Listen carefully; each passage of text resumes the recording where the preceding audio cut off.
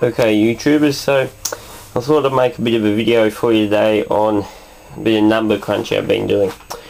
Some of you may have heard of Julia Gillard's proposed copy of the American cash for clunkers system that they had earlier this year, or last year, sometime around then. My phone's fucking going off. Yep. Sorry about that. Yeah, so they're cash for clunkers, which the thing is that if you trade in your old car, or you scrap your old car, pre-1995, for a brand new car, it has to be off a selected list of cars, you'll get $2,000 rebate. But that's after your old car is crushed into a cube, so there's no way it can go to a wrecker's yard and be parted out, and there's no way it can be put back on the road.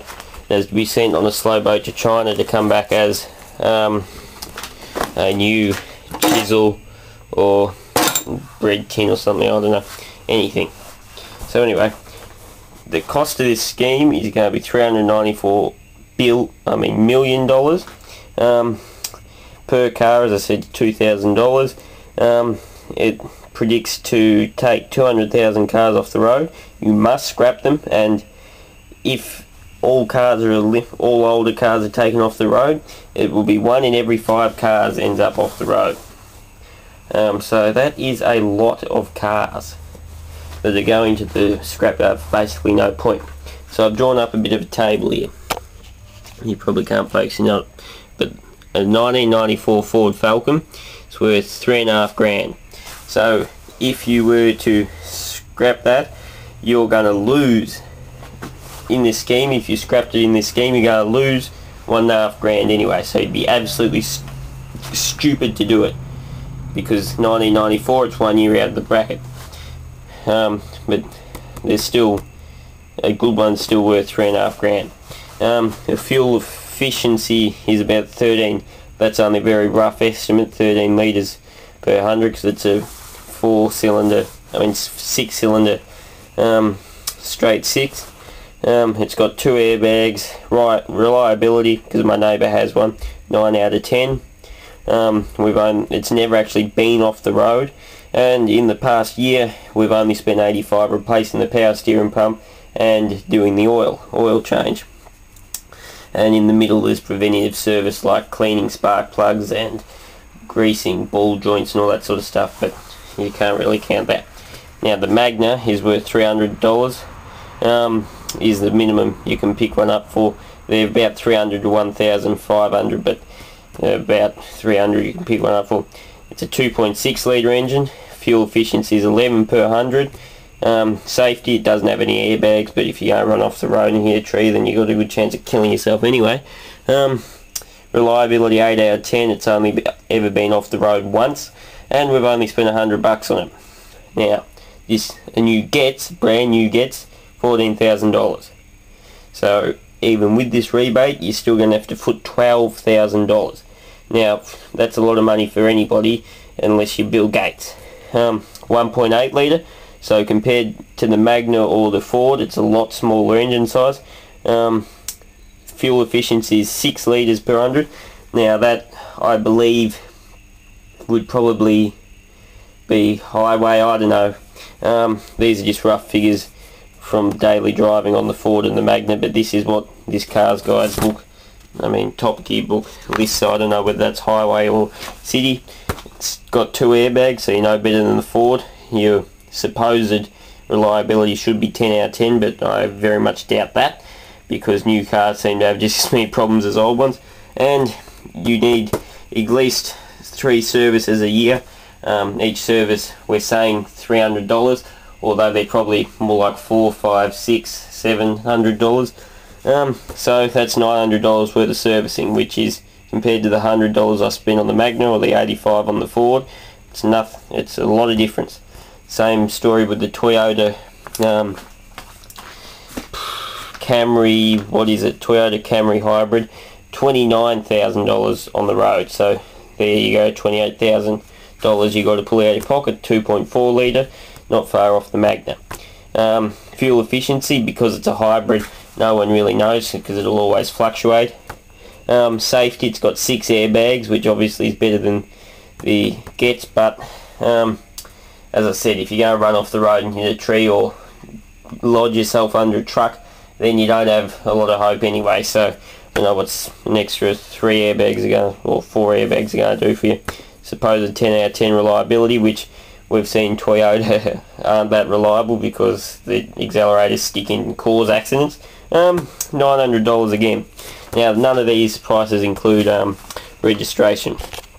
So anyway, the cars you can buy are a Toyota Camry Hybrid, Holden Cruise, Ford Falcon EcoBoost, whatever the fuck that wanker shit is, Toyota Corolla, Mazda 3, Mitsubishi Lancer, and Hyundai Getz. Now, any of those cars, you will see, not one on that list is as roomy as the Ford or the Magna, and not one of them on that list will pull a trailer. You know, none of them will pull a horse load, none of them will pull a tandem trailer, whereas the Ford you'll pull anything with. We used to tow tandem horse float with about 3 tonne of crap in it when we used to go the tip. Used to tow it fine. Magna you'll tow a normal trailer fine. Hyundai Getz you wouldn't tow a push bike.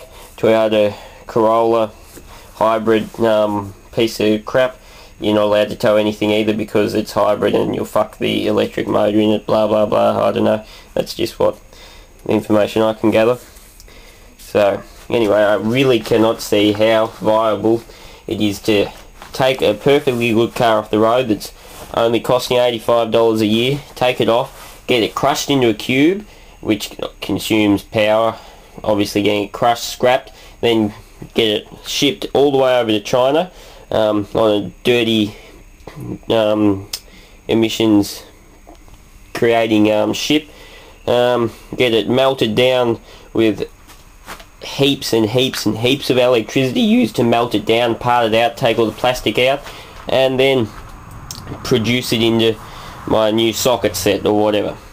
So there is a massive amount of greenhouse gases produced, obviously, and a lot of toxins produced out of the metal and the plastics when they melt them down. There's obviously byproducts like, I don't know, paint has a lot of things like arsenic, and I can't really name any at the moment, but yeah, and when you think about it, the amount of petroleum substances that goes into the plastic, like the bumper bars, the dashboards, the interior, the tyres, all the components of the car, there's a hell of a lot of plastic components which have a lot of nasty chemicals, and they use a lot of energy to produce that, which is a lot of greenhouse emissions.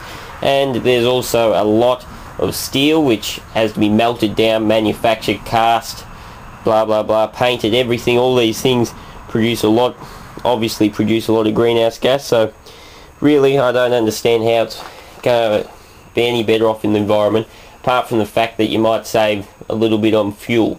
But fuel really is nothing compared to 1 year's worth of fuel. So you might use 3 or 2/3 of the fuel, so there's a third of the fuel you would use in a Getz, you know, is saved, whereas you've had to produce this whole new car, ship it over, and blah blah blah. So you get what I'm trying to say.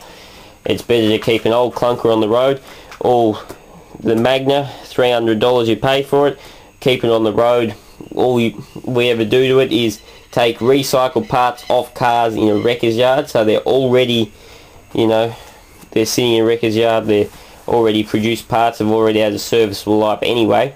So then they're put into the car, then oil, you know, there's nothing put into the Magna, whereas a whole new car requires whole new bits and whole new everything. So anyway, I reckon I'm over 10 minutes now, because this is something I could talk about for hours and probably not persuade many people, but still, comment on it, say what you like, say what you think, because I really don't agree with this, and I think it's going to be a big mistake that's going to cost a lot of decent cars. So anyway, I'll see you later. I think we need to preserve what we have. So anyway, PM me, do anything, make a video response if you want to, and tell me what your thoughts are. So see you later.